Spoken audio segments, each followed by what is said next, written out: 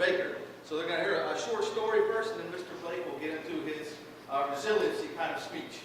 Afterwards, you'll hang around for a little bit, answer any questions that you have. Make sure that you don't raise your hand, and it'll be obvious for certain reasons here in a minute. But just kind of speak up, and I'll point out and answer your question for you. Afterwards, there's some swag they want to give away, and you'll have a chance to sign the race card if you want to, and hang around for some pictures. So without further ado. Hi guys, I'm Steve Baker. I actually live here in Navarre.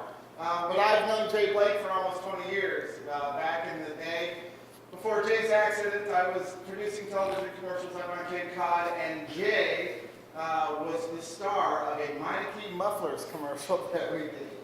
Lo and behold, about 4 to 6 years later, I get a phone call from this guy saying, I don't know if you remember me, but my name's Jay Blake, and I'd love for you to come over and talk to me. I've got a little story I want to tell you. I'm starting this little project, and if you could come over, I'd really, really appreciate it. And that was the start of a really good friendship. We sat there and talked for hours and hours and hours. I started at about 4 o'clock, and as I'm talking to Jay, he's telling me the story that you'll hear a little bit about tonight. And he's telling me about his life and his dream and what he wants to do. And it's getting to be 6 o'clock, and then 7 o'clock. And while we're sitting there, it's getting darker and darker and darker in the room. And by the time 7:30 rolls around, it's pitch dark in there. And I said, Jay, I said, excuse me, but do you mind if we turn on a light? And Jay says to me, oh, I think I forgot to tell you, I'm totally blind. And so I sat there in the dark, negotiating this fun with this guy, and since then it's been a really great relationship. I've gotten the opportunity to do a lot of really cool things with him and his sponsor Permatex, and moreover, I've become a very good friend with this guy. He's the most amazing man I've ever met. I think you guys will really enjoy the story. He's got a really great story that I think everybody in this room will be able to relate to. So without further ado, I'd like to introduce to you my friend Jay Blake. We're going to introduce him by showing you a little video, and then Jay's going to have a little something to talk about. So Jay, or RJ, would you roll some video? Steve's still a little bit in the dark, just to bring everybody up to date. Imagine your greatest experiences in your life. Now, imagine them in total darkness. In May of 1997, Jay Blake was involved in an industrial accident that left him with a total loss of sight, smell, and taste. Refusing to give up on life, Jay aggressively completed an intense rehabilitation program at the Carroll Center for the Blind. Even without sight, Jay soon learned he was still able to do what he loved the most, work on racing engines. Almost immediately, he began to pursue his dream to own a professional drag racing team. In 1999, Jay founded Follow a Dream, a non-profit 501c3 organization with 2 missions. 1, to build a championship drag racing team. But more importantly, to spread the word and demonstrate to the world how the power of positive thinking, self-determination, and teamwork can help anyone overcome adversity in their lives and build a winning team.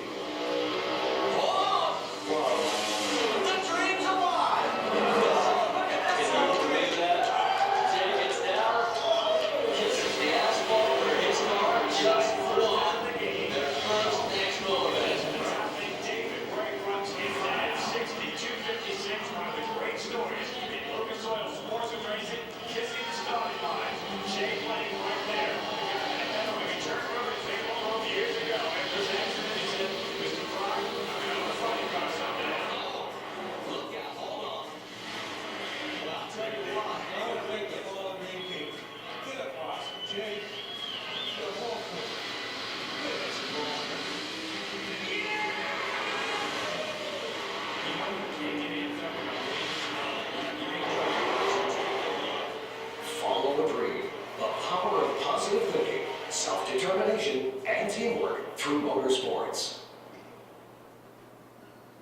Good afternoon.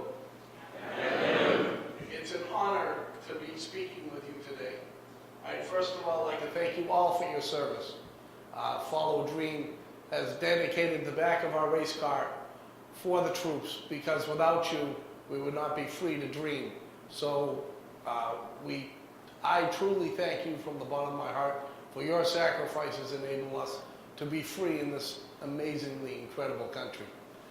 I am Jay Blake, and on the count of three, I want you to tell me your name. 1, 2, 3. Nice to meet you. As I said, it's an honor to be here, and I am happy to be speaking today on a subject very close to my heart, in hopes that you will learn some of life's lessons through my experience. May 22nd, 1997, like any other Thursday, I woke up, I got out of bed, I drove to work, and I started my day as the head mechanic for a transportation company. 5:30 that afternoon, my world would change forever. A forklift wheel and tire assembly exploded in my face, throwing me 45 feet through the air. With little hope of survival, I was flown to Mass General Hospital in Boston, where surgeons worked for over 10.5 hours to rebuild my face and eventually implant 2 prosthetic eyes. Thankfully, today they tell me I look like George Clooney, so I figured, no, they're lying, huh? I tell you. 3.5 weeks later, I walked out of the hospital. My entire world had changed forever. The way I viewed it, the way I interpreted it, and the way I would live it. The purpose of my speech today is to talk with you about those experiences and the lessons that I have learned.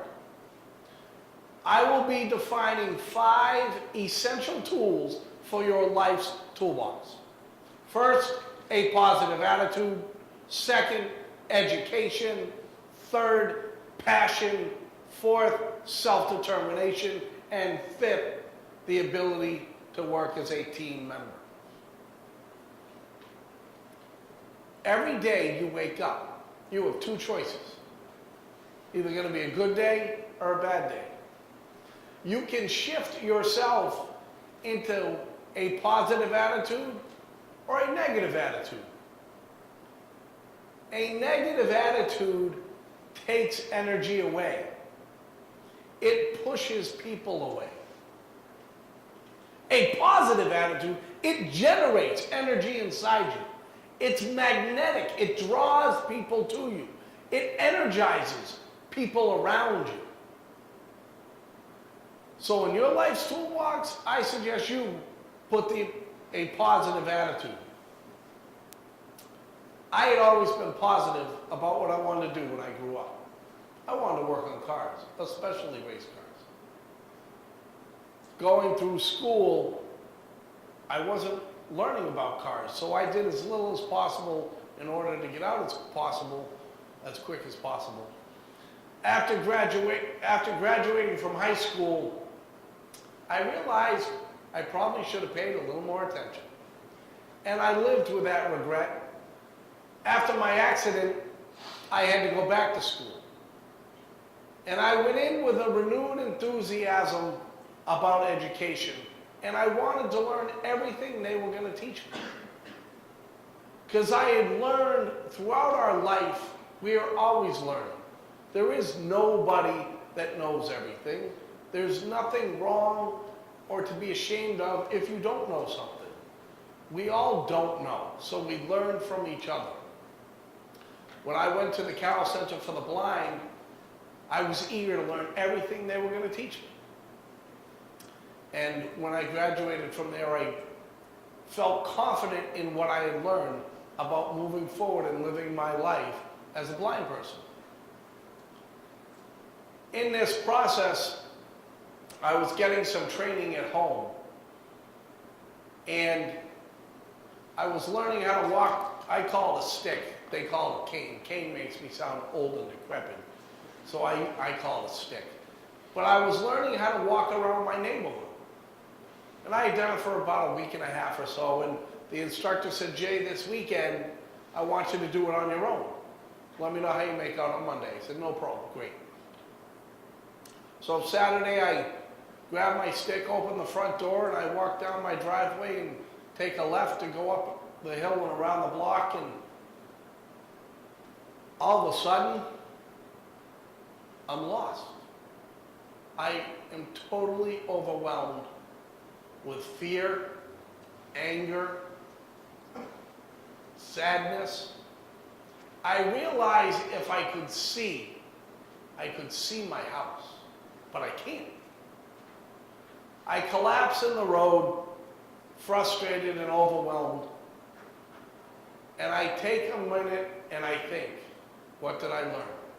I get up, I find the edge of the road, and I know now to go back where I was, I can keep the dirt on my right, and I walk down the hill back to my driveway and start over.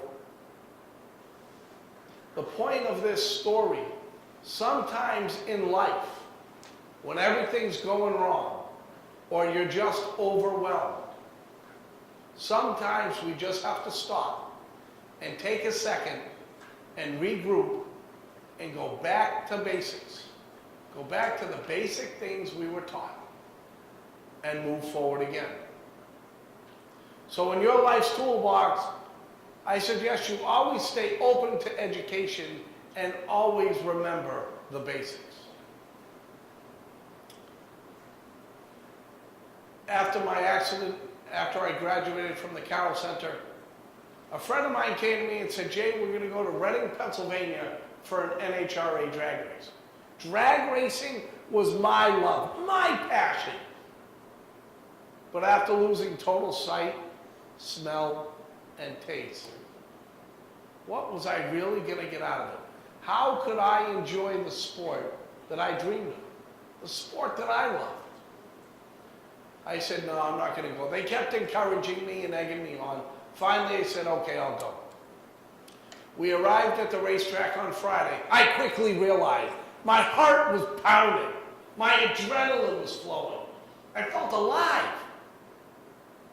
Sunday of that weekend, I was riding through the pit area on a golf cart, and I was overwhelmed.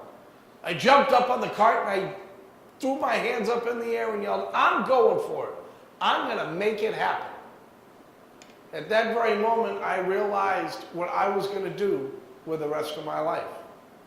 I was going to start my own race team. So in your life's toolbox, I suggest you put your passion. I came home from that weekend determined to make my dream a reality. I had no money, no race car, no idea how to start a business. All I had was the determination that I was going to do it. I wasn't going to take no for an answer. Whatever I had to do, however long it took, I was going to do it. Because the only one that can stop you is you. If you don't listen to those people telling you you're crazy and out of your mind and don't waste your time, if you don't listen to them, then they can't stop you. The only one that can stop you is you. And I wasn't listening to anybody. Most people thought I was nuts. Some people think I'm still nuts. But I kept moving. I reached out and I asked for help. I met with business people to learn how to write a business plan, how to form a business. I met with advertising people to learn about advertising and marketing. I went back to school, took a business course and a marketing course. And I saved some money and raised a little bit of money. And I was getting close to purchasing my first race car. I called my older brother up, who had driven race cars in the past, and said, hey, look, this is my plan. I'm going to build a race team, and I want you to drive the car. Well, he's older than me and just a bit more conservative. And he was telling me I needed to get my life back together and make a plan. I don't know. He rambled on and on. I said, look, I really didn't want your opinion. I just want to know if you'll drive the car. And he said, sure, if you're not going to listen, I'll drive the car. Well, by December of 1999, I had purchased my first race car and formed a company called Follow a Dream. a nonprofit organization designed to educate children and adults on the power of positive thinking, self-determination, and teamwork through motorsports. In your life's toolbox, I suggest you put your determination. I was determined to make my dream a reality. I was determined to do it on my own. I had to show everybody, even though I couldn't see, I could still do. I could still do what I loved to do, work on cars.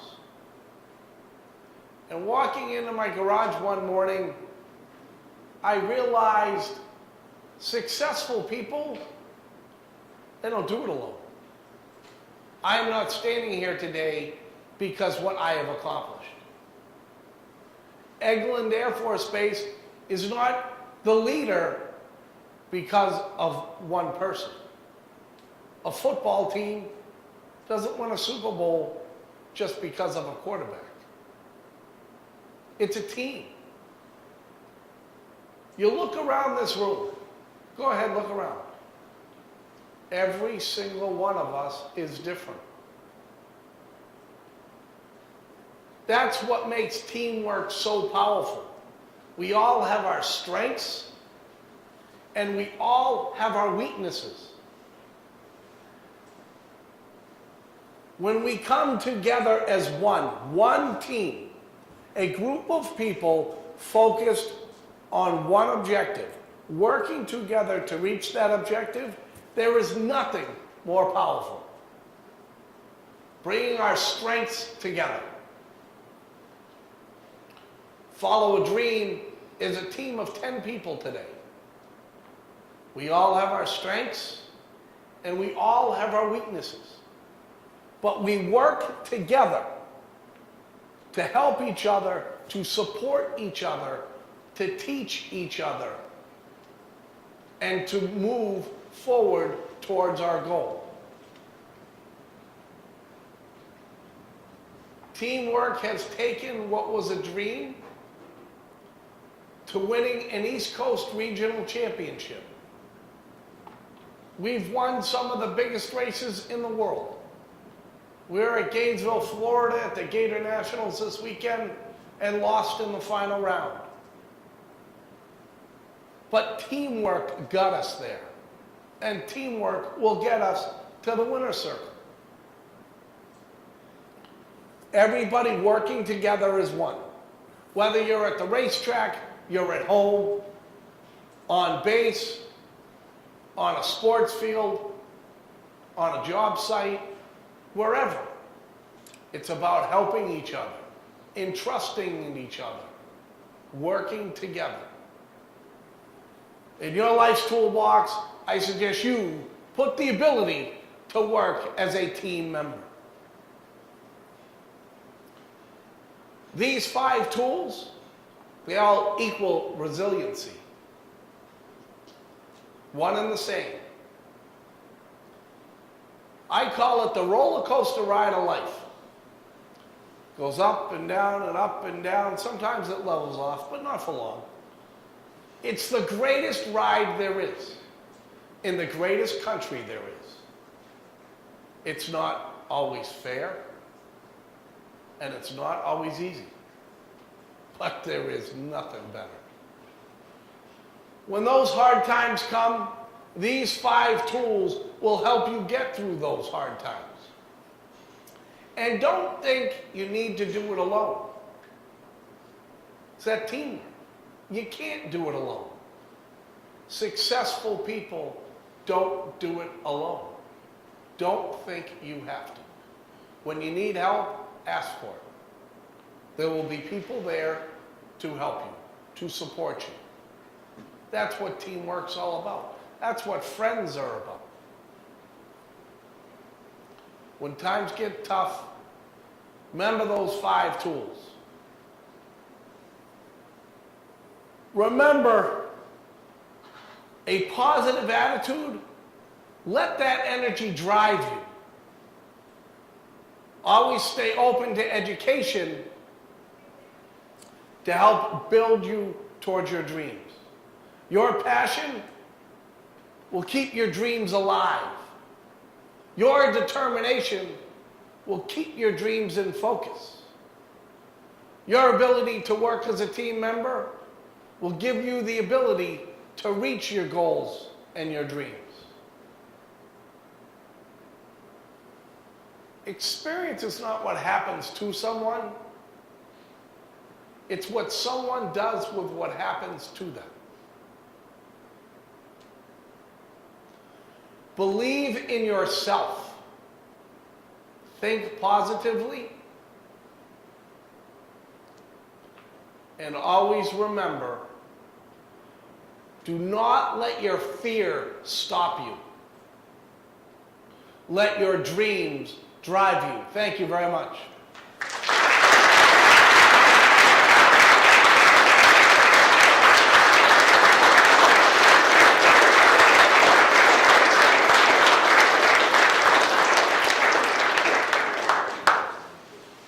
Oh, thank you. Wow, thank you. So we're going to take any questions that you guys have. Just make sure I can see you. I will quickly describe the race car that is out in front. It is an NHRA top alcohol funny car, Chevrolet style Impala body, has an 8-cylinder engine, 526 cubic inches, makes about 3,500 horsepower.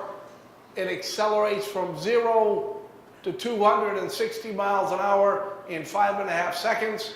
I still haven't found a pilot that's willing to race me yet today, so, you know. And 2 parachutes stop it. It uses roughly 6 gallons of fuel in a quarter mile. And that's about it. If you're around this weekend, you have ESPN2. I think it's Saturday at 10 o'clock in the evening. The Lucas Oil Sportsman Series will be on ESPN2. That's the race from Gainesville, Florida. Oh, maybe 10 a.m. We'll be on that. And if any of you are on Facebook, if you want to like us on Facebook, follow Dream Inc., we'd greatly appreciate it. And again, I thank you all for your service and questions. Don't raise your hand and wait for me to call on you. We'll be here all day.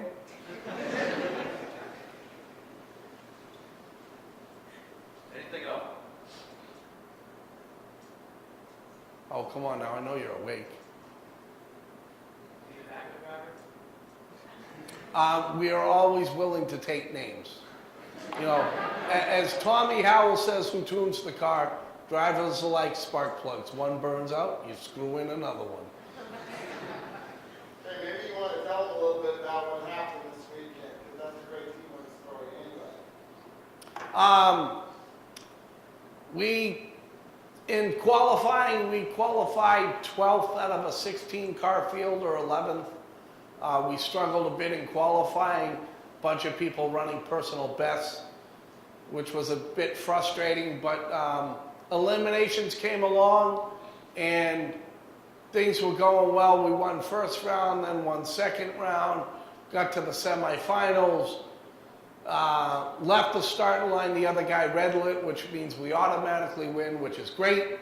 The car torches a head gasket about halfway down the track, so the part of the engine becomes a blowtorch and it cuts a hole in all the aluminum and the steel and it makes a mess. So that motor is now junk, and we're going into the finals. So the car, those of us on the team on the starting line literally run back to get in the golf cart and go back to the pits to pull another motor out of the trailer that was halfway together. We weren't totally prepared because it's been a busy winter. And we had to bring the car, car gets towed back to the pits, the body comes off. We got one motor coming out of the trailer, one motor coming out of the car, then a new motor goes into the car, and we basically had to put a motor in, put heads on it, get it all running. Another team, 2 teams came over and helped us, and it was getting down to the last seconds, They changed the order around, thankfully, so they gave us a little bit more time, about 5 minutes. We had Todd strapped in the car with his helmet on, and we started the car in the pits, made sure everything was okay, shut it off, and towed it up to the starting line with about 35, 40 miles an hour. We were flying. And got up, everything basically had run besides us.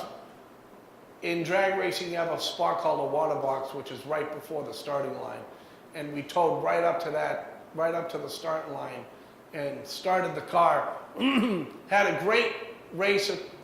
We left, everything was good, and the car hiked up the front end, and it was a little more aggressive than we thought. And it was veering to the right a little bit, and Todd couldn't straighten it out with the front wheels in the air. So the other guy beat us, but we lost in the final. But it was a mad thrash. But it was a true meaning of teamwork. Everybody working together in total chaos. And, you know, it was a beautiful thing when it was done. If you've ever been to a drag race and you watch the teams work on these cars between rounds, it looks like total chaos, but it's actually choreographed like a true, you know, a true dance. So if you've never been, come out and check it out. We'll be back in Gainesville in March next year.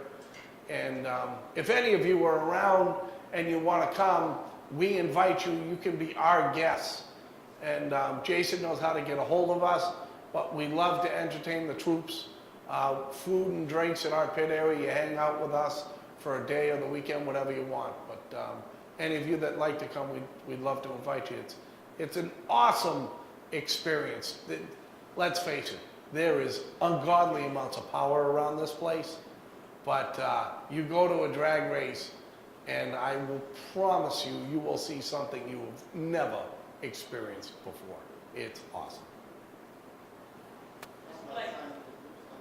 Yes? Does your brother still drive for you? No, my brother, unfortunately for him, has a full-time job up in Massachusetts, and he can't travel and do what it takes to where we're at today. So he has his own race car. He races up in New Hampshire, and a gentleman by Todd Vinny drives for us.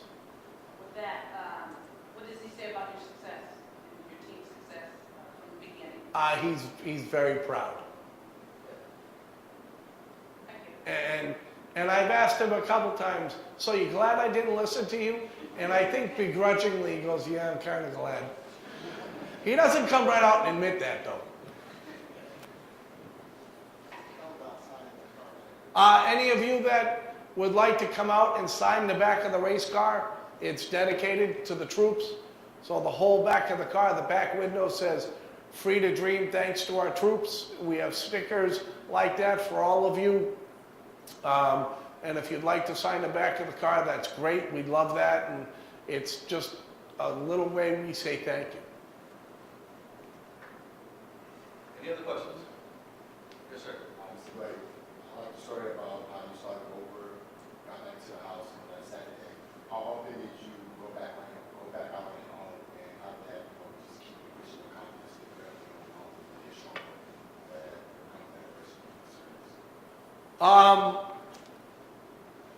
I kept having training, so they didn't let me go in my house and crawl behind something and hide. But I was, you know, I have a little phrase about blindness called "it sucks." Because it does, it sucks. I don't like it. But I can't fix it. And it can either beat me or I can beat it. And so help me God, I'm going to beat it. But, you know, it's that attitude that kept me going out there to get better, to be able to learn how to walk with the stick and how to move around. And, you know, sometimes I feel like these stories are so, you know, I don't know, meaningless in some terms for some of what all of you have been through. But when you're walking around and it's total darkness, it can be scary. And to have to adjust to that, you have to have that determination that I'm going to do this, I'm going to figure this out. And, you know, your brain gets tired because when you're walking and you can see, you just figure you're walking, you know, your eyes see and everything computes in your head, and it's just what you do. It's what we learn to do as babies, and maybe that's the difference. But when you don't have that ability and you take this stick and you're walking along and you have to listen and feel what the stick tells you and you have to think about all that, and holy cow, it gives you a headache. But the more you do it, the better you get. So, you know, at times things get frustrating still, but this, you know, it beats the alternative by a long shot. Anyone else? All right, you guys would like to come up and meet Mr. Blake, talk to him, shake his hand, come up to the table, we'll spend some time inside here, and then we'll let you guys sign the card. We're going to stick around for that. They'll sign photographs and whatnot. So thank you all very much for coming. I appreciate your time, and stick around and play. Thank you.